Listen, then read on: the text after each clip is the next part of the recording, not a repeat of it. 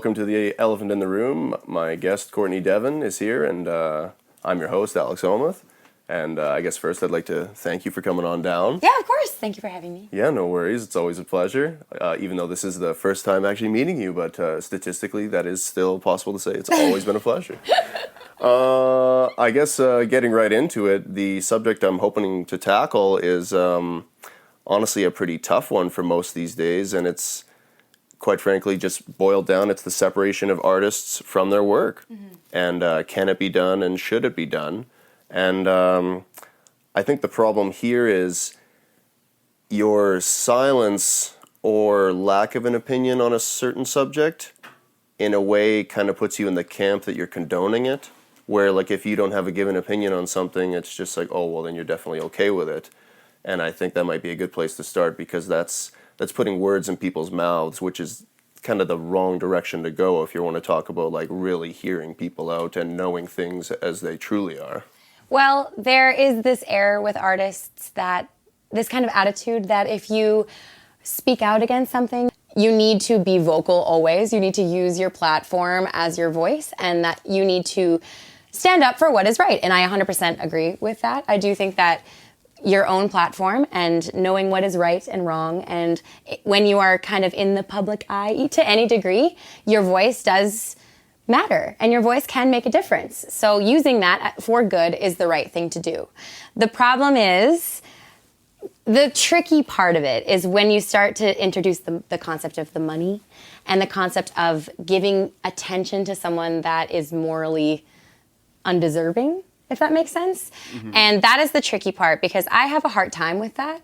I think that even if you are not a great person by anybody's moral standards, I still think that your contribution to art can be significant. And I think that art as an entity doesn't really care about your personality. There is still good art that can exist that came from someone with a lot of demons. In fact, I find a lot of my favorite art comes from somebody that has a lot of, like, a troubling past. Mm-hmm. Because I think from a lot of that ugliness can come this lovely, lovely creativity that you would not find anywhere else, because it's this very unique person that went through this very unique set of experiences. Well, it's the whole environment dictating form, and the trying times really giving you a unique perspective. It's almost like why a lot of bands, their first few albums are almost always the best ones, because that's when they're up and coming and they're struggling and they're writing about really angsty things that they understand. Absolutely. And then later on, maybe they're just pumping out music and they're not living that life anymore, and maybe they can remember what that perspective was like,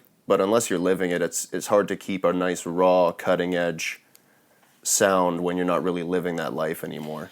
I truly do think that beautiful, true, honest art comes from a lot of ugly places. Mm-hmm. And unfortunately, hurt people. They say that, right? And hurt people that have been abused or have been through these awful sets of experiences may go on to repeat that behavior. And it stands to reason that a lot of these artists would perpetuate these things that they grew up with, or ended up being abusers as well because they were abused. Mm-hmm. And that doesn't excuse their actions. It just gives context to the matter. And that's kind of where it gets really tricky, because that is real, raw creativity that you are consuming.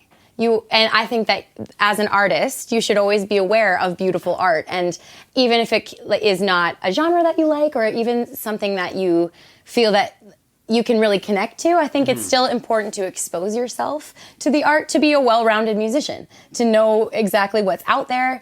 You can derive all sorts of inspiration from places that you wouldn't necessarily look for it. So I think as a responsible artist, you really should be consuming all of that art. And yes, that means streaming on, their music online. And yes, that means they're going to get a little bit of money from that. Mm-hmm. But I think that you can make conscious decisions about purchasing merch, purchasing concert tickets. Being an active voice for an artist is actually very, very, very useful to them. Reposting their stuff, liking their stuff, that kind of like the social aspect of things, word of mouth, recommendations, that kind of thing. That, if that is removed because of their morality, that's actually detrimental to them. So you are doing your part by not recommending them, not posting their stuff. You can still consume their music and learn from it and derive inspiration from it and relate to parts of it while still knowing that that person is not a good person. And not contributing to them in any way. You're not really benefiting them directly Yeah. by listening to their music and learning from it. You're really not. At that point, like, you know, musicians know that online streaming and like YouTube and all of that stuff, that's not where the money is. It's the merch, it's the concert tickets, it's the big packages with the, you know, the meet and greets and stuff. That's where they're making their money. The label makes the money off of the streaming and the actual like Spotify and Apple Music, and they're the ones making the music or making the money from this stuff. So at that point, you're still being pretty responsible. You're listening to the music, you're consuming the art, you are deriving the parts of it that are relevant to you as an artist, and you are gaining that perspective from having gone through the experience of listening to their music, and then you're moving on. And I think that's completely fine. And it makes me sad to know that somebody would do something that's detrimental to their own furthering of their own actual organic creativity because they're trying to do what other people tell them is the right thing to do. I think that if you are conscientious with your decision making and you are really just dedicated to trying very hard to be good, but you still are involved in the world and you still are fully immersed into, you know, the genres of music that you might not like, that have the people that are kind of not great. If you're still aware of them and still up to date with them, I think that there's a line you can ride, and I think it's fine. I don't think you have to feel like a bad person for listening to Kanye West. I really don't. No. I think that's a fair point to say because it's just. I mean, a perfect example is apparently John Fogerty is kind of a known asshole, and I think the common question for the layman is just like, does that matter? Like, does that make any CCR song any worse? Like, does knowing that change the effect of the music? Because that's also another big thing. Like when it comes to an artist, it's just when you ask, should you separate it or can you separate it? For a lot of people, I wonder if it is even a big deal after they find out. Like, do they associate the artist with whatever it is they generated, or is it just some raw product that's like separate from them now? Like, say you're watching an old movie and it has, say, a perfect example would be Kevin Spacey in it now with Usual Suspects. That's a very classic movie with an awesome plot. Are you supposed to go back and say, well, I can't watch that anymore? And I think that's kind of, because a good example is like House of Cards. Like when all that came out, like he's gone from it now because that's a very in-the-moment thing. But if you're really going to lampoon this guy, like, do you really just like shut it all out? And is that really the right way to do it? Because you're also blanking out a lot of knowledge. You're just getting rid of it. Like a perfect example would be like what often happens in history, where things just get boiled down to little facts that you'll never recognize it again. Whenever you don't talk about something, whenever something isn't fully processed, history is bound to repeat itself. Yeah. And that's what it has happened for decades and decades. And this is truly the first time where we've actually got a platform that has kind of worked in terms of calling somebody out. I don't like that terminology at all. That more to me sounds like accusations. And like I'd like to think that there's due process involved with most of this. But it's just, I don't know, the cancel culture part of it is new. And it's a great platform because we've seen some truly bad people go down, and that's amazing. But what people have to remember is that due process is still a thing, which is true. And I do think that like unpaid leave is completely justified, especially in situations where there's, you know, multiple accusations and things like that. But this is supposed to be for rehabilitation. You're not supposed to destroy somebody's life and watch them wither away into nothingness because of something they did. Now, context is everything, and some people are truly evil, and some people deserve to sit in a room and be there until they die. But I'm not of the opinion that everybody cannot change, and that the actions of this person define their entire life. And I also think that, I don't know, I see it from a more empathetic side, that if I think growth is really commendable, and I think it's possible with therapy and with the actual opportunity to have a second chance. So, but it's tricky. It's really tricky because it is a tough one, because the perfect example is you're kind of denying people some big lessons if you never give them the chance to really learn from it, because failure and mistake is the big teacher. It's the great teacher. Absolutely. So if some of these people make such a terrible mistake, and I mean, how many people have they become a lawyer after like living a life of crime? Like they saw just how bad it gets, and maybe they were personally doing it, and then they did turn that corner, and because they learned that lesson, they had that perspective. And sometimes if someone's denied that lesson, like you're saying, like they're a human being, like it's so much more than.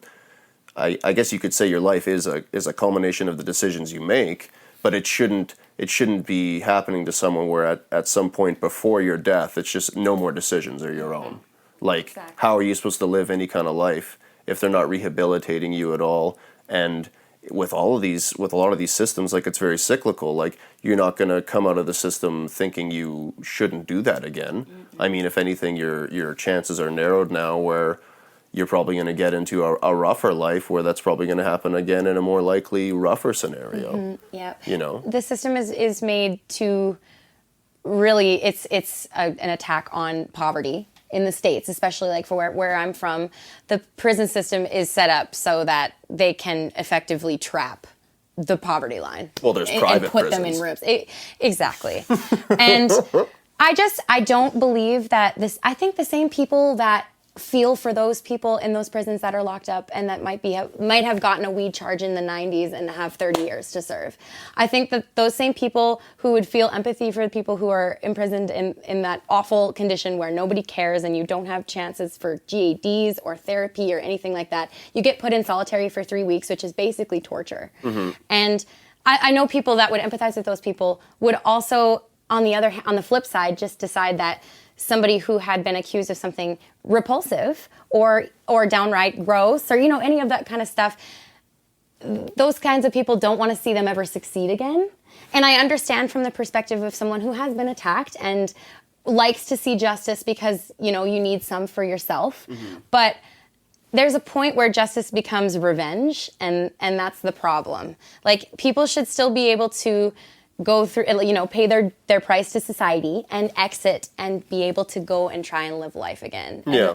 That's where I have a hard time with this kind of conversation because I want to be as good of an ally as I possibly can. I want to use my privilege and my voice as often as I possibly can. But I find that people sometimes take it too far, and I find it's a bit of a detriment to their own cause, because they go so far with it and they believe so much in it, and I understand that side of it. Mm-hmm. But they can't also realize that there's a point where there should be a completion to the process, and everyone should be able to move forward feeling better, instead of being angry forever. And it's not just this thing you can always pull out, just, well, remember, you're still a piece of shit. Forgiveness is not impossible ever. It really isn't. Yeah. And it's a beautiful quality in people when they can go through the growth process and be able to say, I did something wrong and I learned from it. I'm going to be different from now on. I think that is an extremely commendable quality in a person that you don't find very often. And we should not discourage people from pursuing that as an option. And obviously, these people are manipulative if they've committed such crimes as rape or assault of any kind, or like if we're talking specifically with the Me Too movement and that kind of thing. But I just wish everybody could think in more of an empathetic manner when it came to the actual justice-seeking part of it. Like, there are bad men in Hollywood. There are bad men in the music business. But context is everything. And the bad men will absolutely get justice if we all stand together and we, speak out when we need to. But at the same time, context is everything. Well, allow people to go and deal with their demons and try to seek forgiveness. Well, and the other thing I was going to say is with everybody thinking that we should really be like digging down deep and figuring out like why these problems happen. It's like, it's just as you say with empathy. It's you have to realize that in a way that is very difficult to understand, because as you say, there's some very terrible people out there. You have to understand that with environment dictating form, they in a way are victims as well. So if you just say, let's just have these guys apologize and do that, and it'll never happen again. I mean, it will happen again. Mm-hmm. Just the new generation will do these same creepy things. Mm-hmm. We have to figure out, like, why these things are happening. And, I mean, I guess you could go on to say that it's something primal that we can't get rid of, but I think that's kind of a straw man argument this day and age. Yeah, I think, honestly, because there's so many things that we used to do that we don't do anymore. I think we as a culture have been acting pretty primitively, subconsciously, through culture, for hundreds of years. And Yeah. I think now in the 21st century, when we're finally able to have this conversation, now we're figuring out where that happened and why it happened. And now we're kind of pulling apart the threads of this gross kind of binary system that we've made for ourselves in culture, where even subconsciously characters written into TV shows, or the way that people are portrayed in media, or even in novels, from like all ranges of different decades, like the periods of things. Like, there are still constants that are always there, that when we grow up and we consume all of this stuff, we just think it's normal. We think that's what's supposed to be the way we act, the way we look, whatever it might be. Well, and that's the really sad thing, is like so few people in this world are like cartoonishly evil, like twirling their mustaches with a top hat. Like, nobody looks or acts evil. That's the really sad thing, is it's all perspective. Like, a lot of people, it's not even malicious knowingly. It's just they think that's normal. Yeah. And the first way to make sure that that doesn't become a problem is conversation and communication. And it goes back to going so far with something that you're actually detrimental. I see a lot of people get mad and get malicious when they are actually on what I view to be the correct side of things. And as soon as you introduce that kind of anger or any sort of stooping whatsoever, it really just makes the person on the other side of the argument dig their heels in the sand and not want to change, like, way more than even before. So it's also hard because these people feel so angry because they've been treated a certain way their whole lives that they want to project that onto, this guilty party. But we have to instill in ourselves that anger is the least productive emotion ever. And if we can all just stay calm and talk to each other and discuss different ideals in a way that you can get through to one another, which means no name calling, no, eye rolling, no raising your voice, no none of that, which is like exactly what people want to do when they hear a negative opinion or something that does not align with their own views. Like, Well, I mean, in a perfectly civil way, this is a great moment to remember your Napoleon, where if you're having a nice, strong-minded debate, perhaps, with someone, you should never be angry with an opponent because it clouds your judgment. Exactly. And honestly, how many times have you been talking with someone, and as soon as you start getting attacked personally, it's just like, okay, well, we're not even talking about the subject anymore. Like, don't bring that into this, because I'm not bringing that to the table either. Like, I was hoping to have a nice conversation, not just you venting on me now about something that's not really what we're talking about. On top of that, you can have a conversation with somebody that is ill-informed or has an ignorant opinion, that you can still learn something from that person. You can. If you have a conversation with them and you both exchange ideas in a really neutral manner, you will learn something from that other person.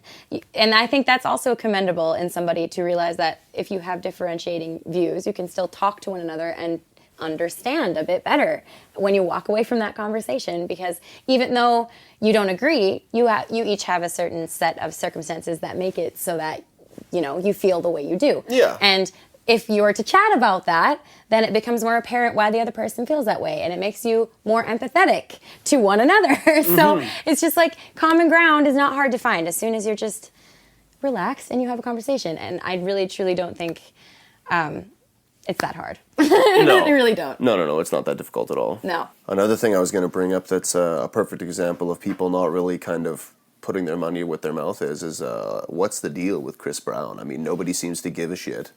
There are some people that just are seemingly immune. Like, Chris Brown has had a very successful music career. Nobody has panned him in the music world. Lil Dicky, that rapper that just blew up couple years ago, just did a song with him, and the whole point of the song was like they switched bodies. It was like a Freaky Friday kind of situation, and Lil Dicky was like, Chris Brown, I'm Chris Brown, this is the best day of my life, like making it out to seem as though Chris Brown's life is this idyllic, amazing. And it's like, have you read the police report where he beat Rihanna to a pulp?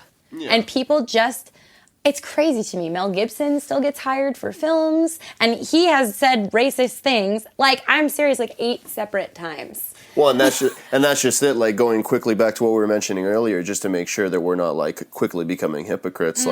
The thing with these two guys is, Mel Gibson and Chris Brown, is it's not a situation where they did one thing and apologized and now like we're allowed to like they can evolve and like people make mistakes. It's just like, no, you're continually this terrible person and no one seems to care. Chris Brown just said like a horrible homophobic slur at Frank Ocean at a club like not even a year ago. He's constantly getting into fist fights. It's not good, you know, like he's not somebody that anybody should be idolizing. And I find it very interesting / kind of humorous how some people are just immune. You know, humorous in like a really gross. Yeah. Like eventually the laughter stops, but you do initially find it just like, what is happening here? Laughter turns to cry kind of situation. It's kind of when you're reading The Onion and it's just like, oh. When it hits a little too close to home. Yeah. No, and but I think it's I think the big thing is just maybe relevance, where if it's a hot enough tagline, it'll interest people long enough. Like, I don't know what the difference is with who was that radio host in Toronto a couple years ago who Was it Jean Gameshi? That's it. Yeah.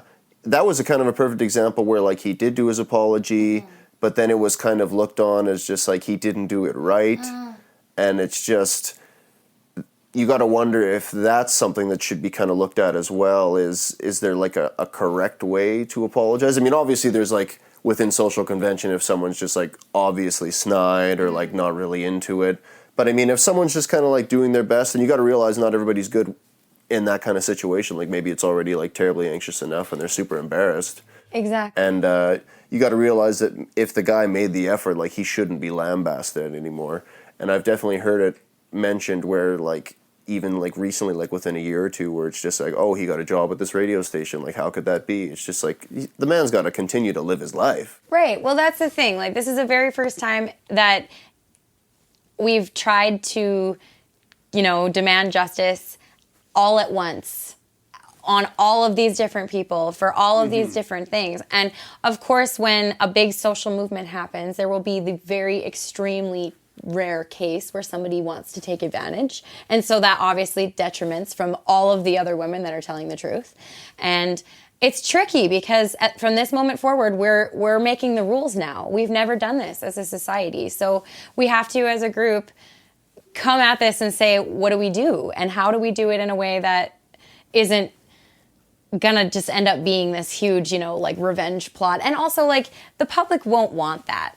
Like a very specific part of the population wants this huge revenge story where all of these people get canceled and I don't know what they want, to move them to an island where they can all be abusers and not touch anyone, which actually sounds great. Well, not only, yeah, I mean, it's got its pros and its cons, but it's eventually what you're looking at is just kind of like mob law, which like once you're looking at that, it has an insidious undertone where it's kind of, once you start censoring and putting things in boxes and kind of compartmentalizing everything, that's kind of the beginning of the end, in my opinion, because you're putting a finite ending on things where like it's very much not like a black and white thing. Like you don't just become a monster and that's it forever, or you're not just a good person forever. Like another perfect example is, I don't know why it doesn't get more attention, Mother Teresa.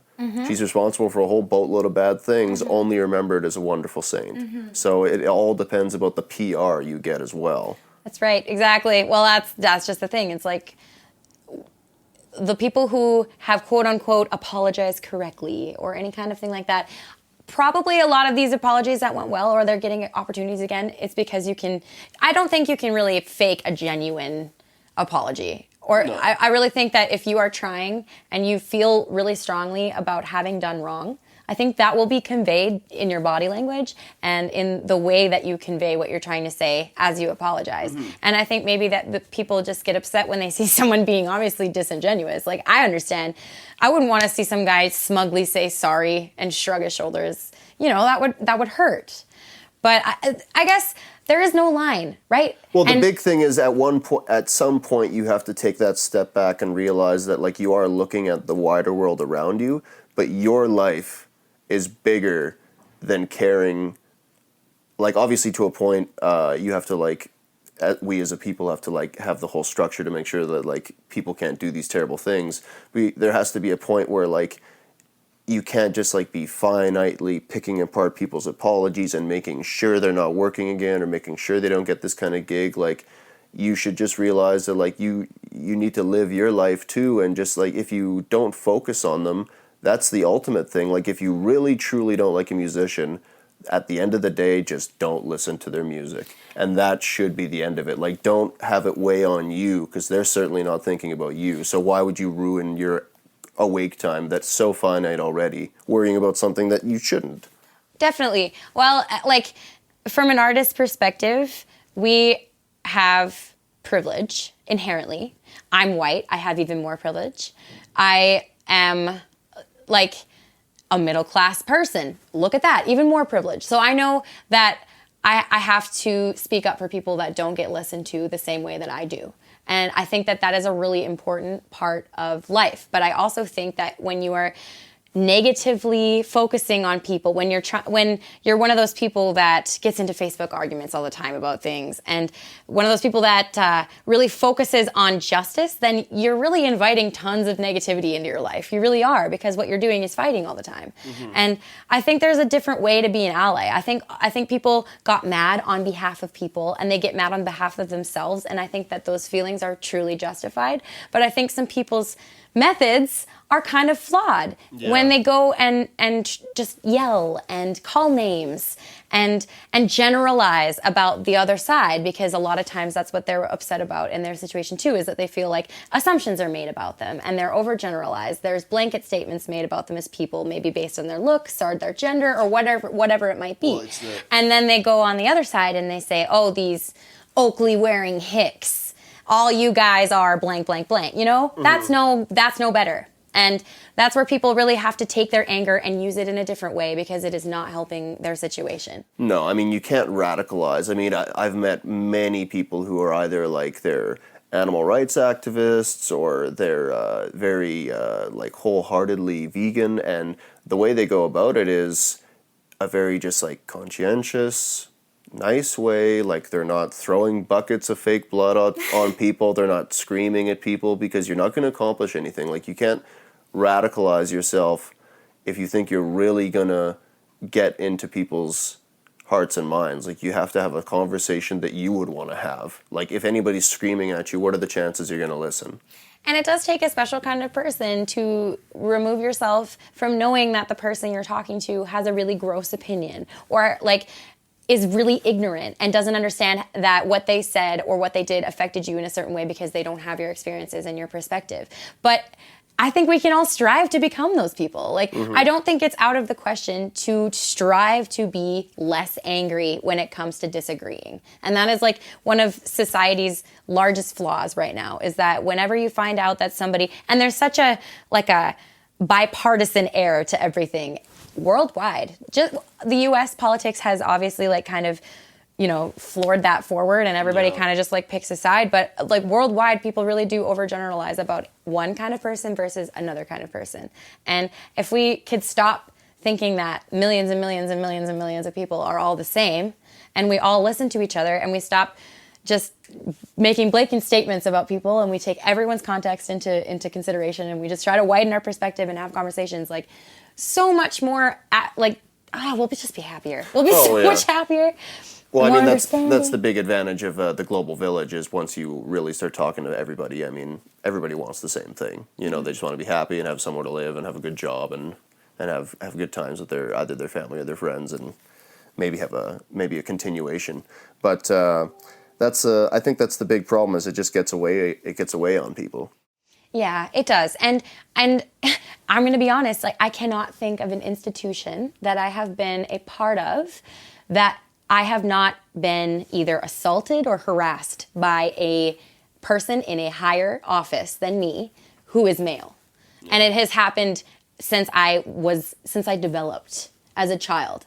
And so I have just as much of a right as anybody to be angry and to assume every man I come into contact with is going to harass me or assault me or have bad intentions, right? Mm-hmm. But And you know what? I used to be that way. I used to not want to hear anybody's explanation as to why someone might have done something. Or, I didn't want to listen. I was mad. Right. And I think as I've gotten older and I've had conversations with people, I think I just realized that I don't have to be angry. I can know right from wrong, and I can know that spreading the actual message of what I believe is right and wrong is the way to go, but do so in such a way that I don't come off as this angry person because... Well, the thing is, maybe you've had it where you're out at like shopping or whatever, and you're like short with someone that had nothing to do with anything that's happening in your life, and you realize that's just it's no good to burn someone with like a fire they didn't start, and it's just I do not understand where the perspective where like you don't have to get upset immediately. You have no idea the kind of life someone is leading. Like if someone's short with you, like for all you know, they're having the worst day of their life, and that's the best answer you were gonna get. Like don't. I think it's just no good. I think you lose a little bit of your humanity if you start assuming that everyone is just gonna be terrible. Like I think the one thing you should really keep in this life is every new person you meet, I think you owe it to them to give them that blank check. Absolutely. Don't the mother of all like just terrible finalities is a misconception. Because if someone doesn't line up with something you already thought of, I mean, what are the odds that anything about them is going to be like enticing to you or something that you want? Like if they're not lining up to that idea already, like just let them, like God forbid, let them introduce themselves and like portray who they really are rather than you just deciding already. Well, and you're never going to get through to somebody by yelling at them, and you're never going to have a constructive conversation with somebody that you don't let talk. And that's a lot of times, like, you're going to make assumptions about this person, and then everything they do from that moment forward is under this kind of blanket of the assumption you made. And, like, they don't even get to introduce the context of them as a person without you just assuming that their intentions. And I just think that's super unfair. And I think it's something that young people are kind of better about than maybe the older generations, because I think they have always made assumptions about people based on the way they look. I think that like our parents' generations and up had that culture about them, that very judgmental, judge a book by its cover kind of thing. A lot more aesthetically based. Absolutely. I think in recent years, young people are not that way. They really think, like the person underneath matters. But I know when my grandma and grandpa see someone covered in tattoos and piercings that they think something about that person. But I know somebody my age probably wouldn't. So...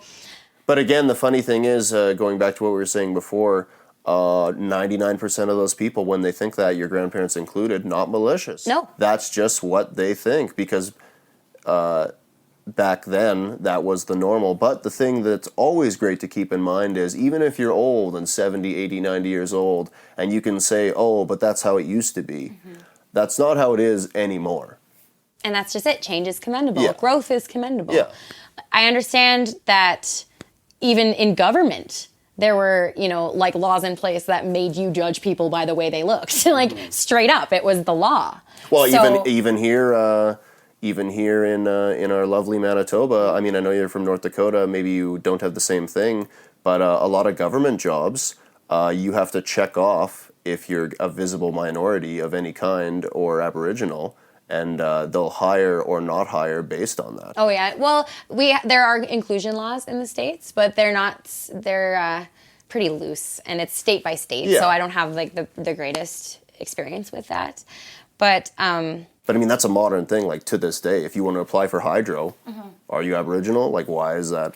The end goal I think is so that no one even thinks about it, right? Like, that's true equality. Nobody's thinking about what they're looking at. Everybody's just communicating and thinking about the person. You hit the nail on the head. Like, it doesn't have to be this thing. Like, there doesn't have to be any laws. It's got to be as easy as, like, holding the door open for someone, something you don't think about. Like, a perfect example is, like, who gives a shit if a woman's breastfeeding in public? Exactly. Like, is it grossing you out because you're staring directly at her the whole time? Like, what business of it is yours? It's just, people are just choosing to get upset, which is the thing I think I hate the most, because they weren't even upset on their own, of their own volition. It's almost like if you've ever had a job where it's any kind of customer service and someone comes in piping hot complaining about something and then they get what they wanted and they turn right back to cheery. It's just like, so it was all bullshit.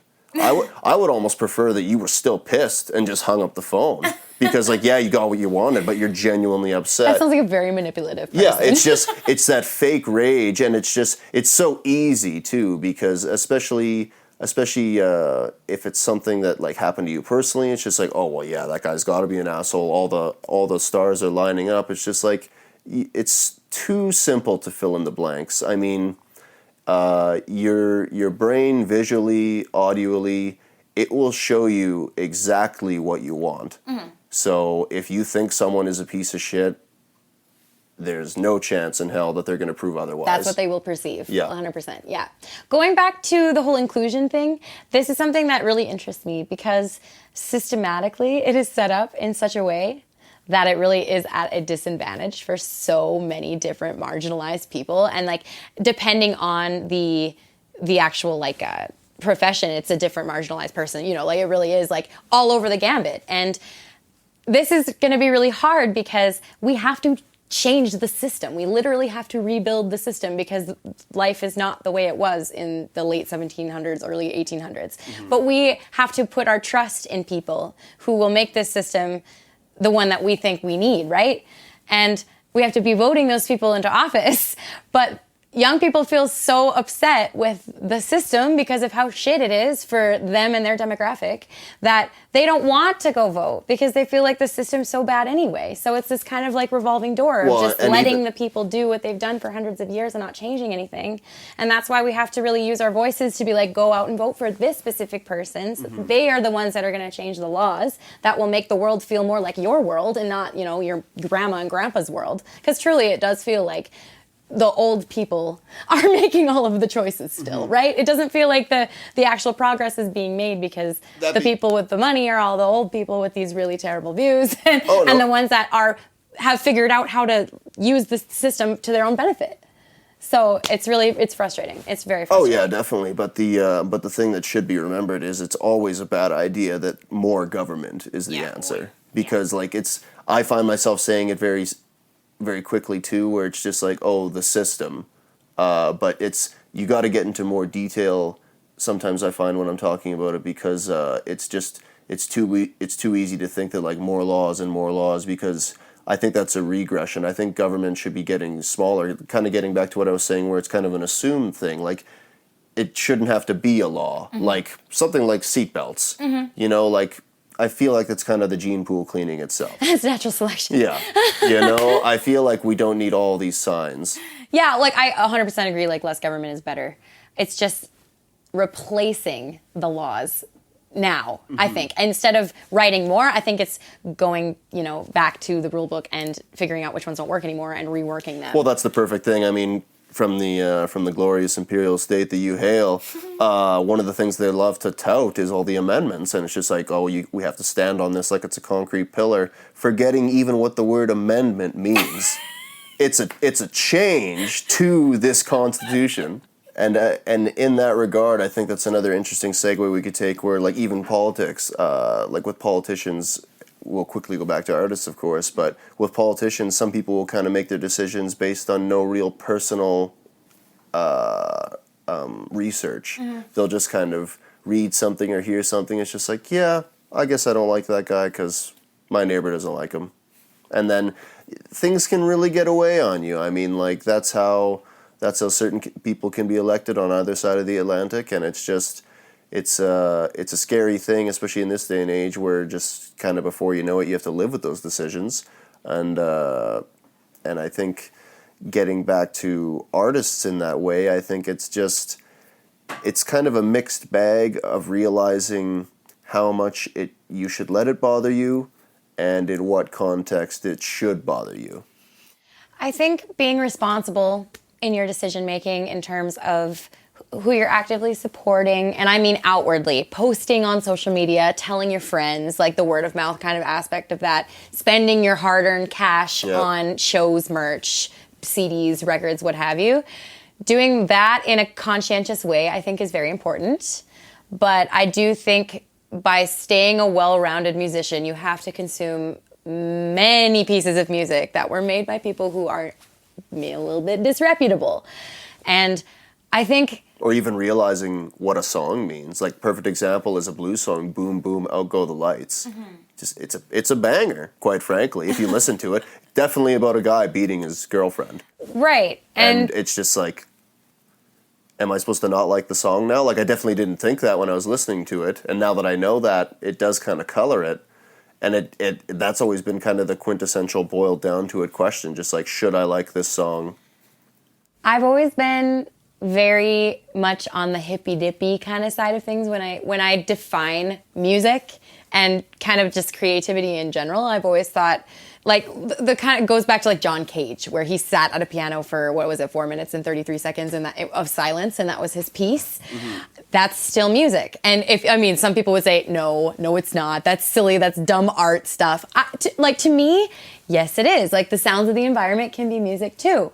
And the silence can be deafening. Well, where was I even going with that now? Oh yes, hippy dippy music views.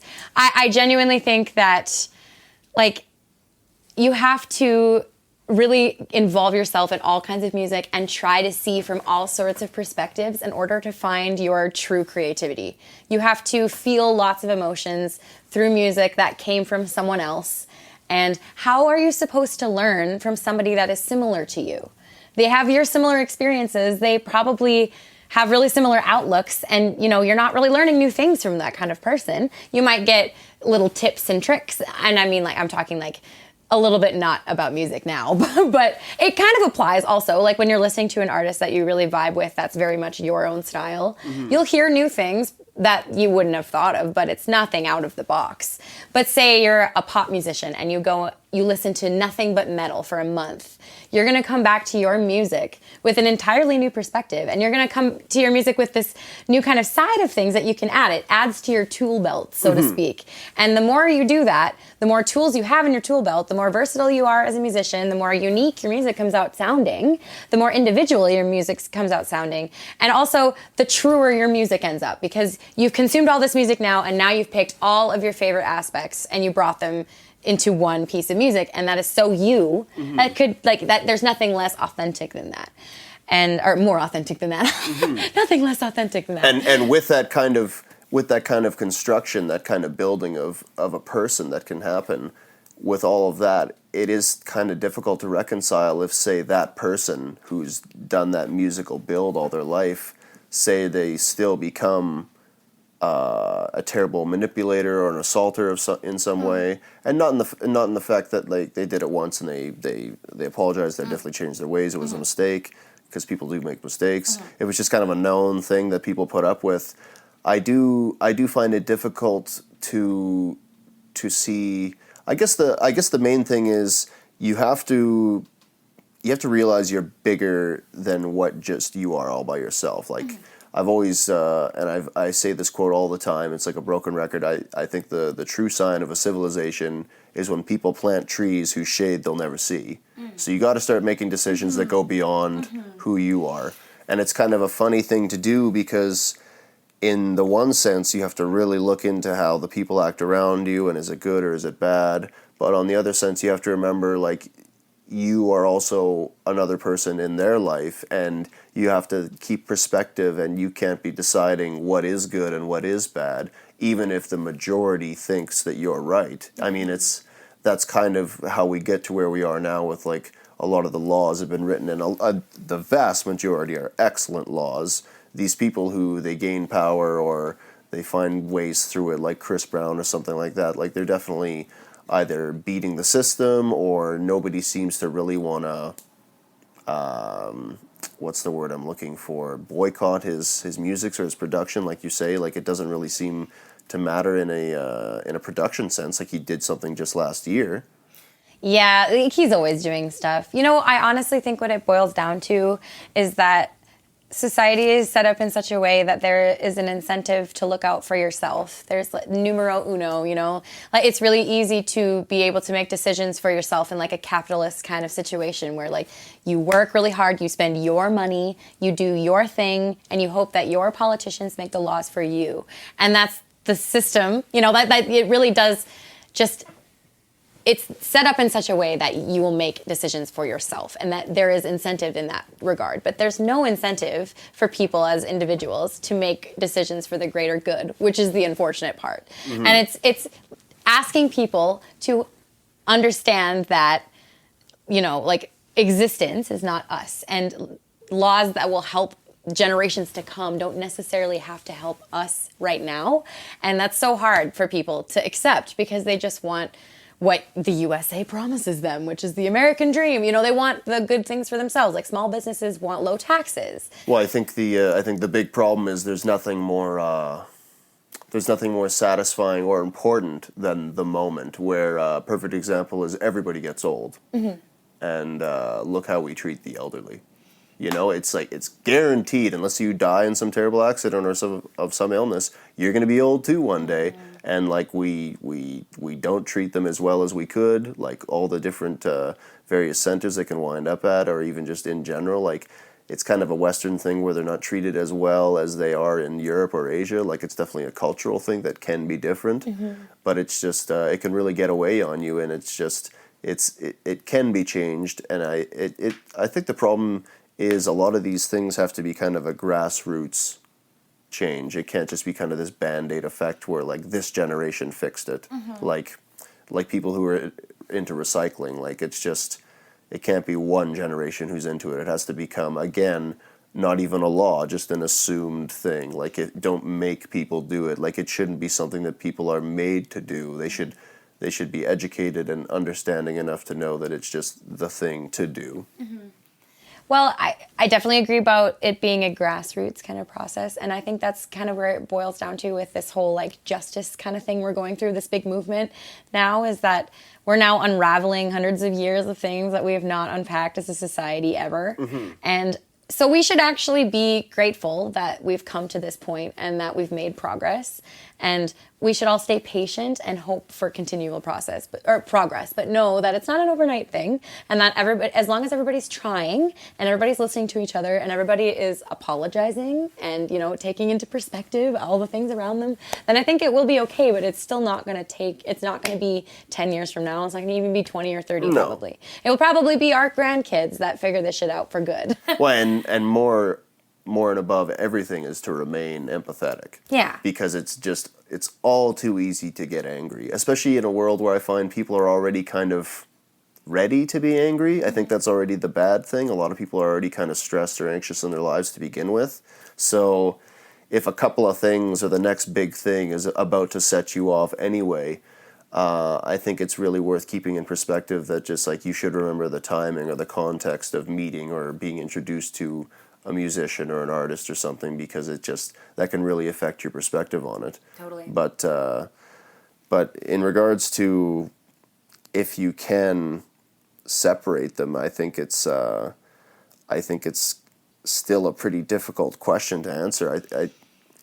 I think that's probably the right answer too, is that we don't quite know. I think it seems a little too mercurial to say, like, you know what, that's how it is. Each and every instance and case has its own set of, context behind it. And each and every single one needs to be treated differently based on that context. And I think that if we just stay honest and we stay listening to each other and we understand that we're coming at this from a point of, justice, but also rehabilitation. They can exist mutually.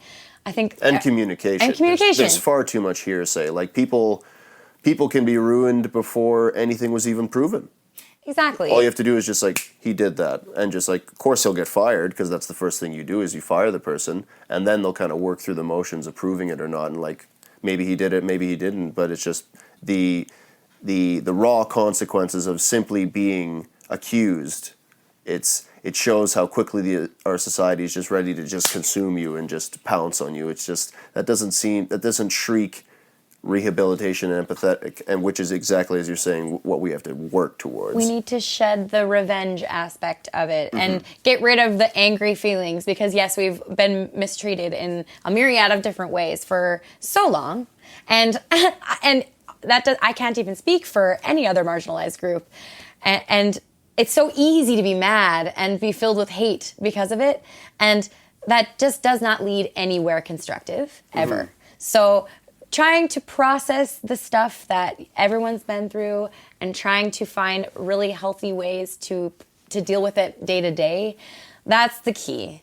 Like, process your anger in a way that doesn't actually, like, take away from your cause. Exercise is great. Have your thinking sessions there. And then, when you're living your everyday life, when you're talking to people, when you're making decisions, when you're just, living, keep all these things in mind. Like, use your money wisely. Support who you, like, buy from. Like, even your groceries. Buy local, yeah. Yeah. All that stuff. Just be conscientious about it. And that completely spreads to the art as well. Use your money in a responsible way. Really, really support the artists that, you really vibe with musically, but also have great platforms who use their voice to register voters, that kind of thing. Like, if you really feel passionate about that aspect of things that artists are actually out there and doing, the biggest thing that artists need from the public, which seems so shallow, but it's the truth, is exposure. Word of mouth, exactly. The shares on the Facebooks and the likes and all the dumb things that we wish didn't matter. Like,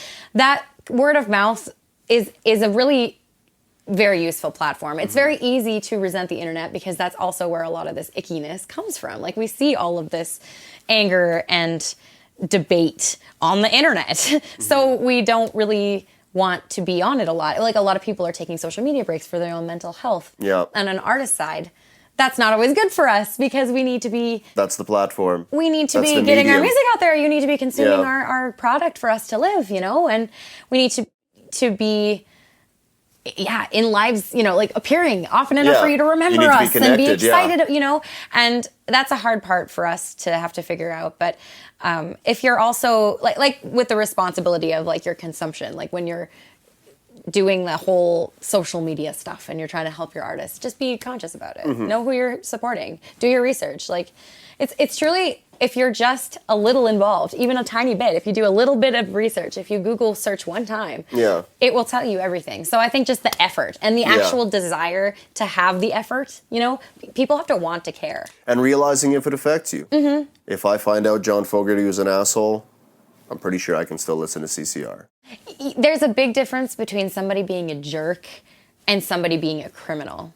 And that's also another thing that we have to remember is that there's a huge difference between somebody, like, calling people names or, getting drunk and going on rants and a murderer like Aaron Hernandez. There are big... Context is everything. It's the message that I keep drilling into everybody's brains. Well, I think that would be pretty close to nailing the framework with which you could approach as mercurial a subject as which we tried to tackle. There's no correct answer, but that's as close as I can come to my, wrapped up perspective on the matter. Well, I can only thank you again for coming on down, and that was a wonderful perspective. Thank you. Yay. Thank goodness.